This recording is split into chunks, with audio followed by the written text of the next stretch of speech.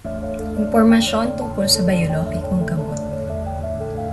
Ang biologics ay mga komplikadong gamot galing sa sangkap ng buhay na organismo gamit ang advanced technology. Hindi ito tulad ng ibang mas simpleng gamot galing sa pagtimpla ng maliit na kemikal. May iba-ibang klase ang mga ito. Vaccines, allergenic extracts, proteins, blood derivatives, human tissue. Alam mo ba na ang iba dito ay ginawa gamit ang cell ng daga o kaya baboy, kambing, insekto o tao?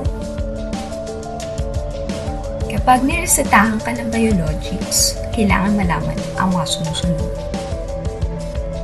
Humihina ang immune system mo kapag na-infuse na inject ka ng biologics. Kaya kung may sakit na sipon, lagnat, ipaalam sa iyong doktor. Kailangan ka muna gumaling. Pinapa-reactivate ng biologics ang virus ng tuberculosis, pati ang hepatitis B. Kailangan ka muna magkaroon ng screening ng mga ito bago ituloy. Kapag sa paraang infusion ng pag-take ng biologics, uminom ng maraming tubig bago mabigyan para ang ugat mo ay mas madaling lagyan ng injection kasi medyo tataba ito.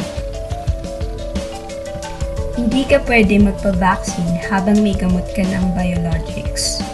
Ito ay may seryosong may dudulot laban sa iyong kalusugan kasi pareho nilang tina-target ang immune system mo. Maaari ka rin maresetahan ng paracetamol para sa sakit at antihistamine para sa allergy kasi maninibago ang iyong katawan.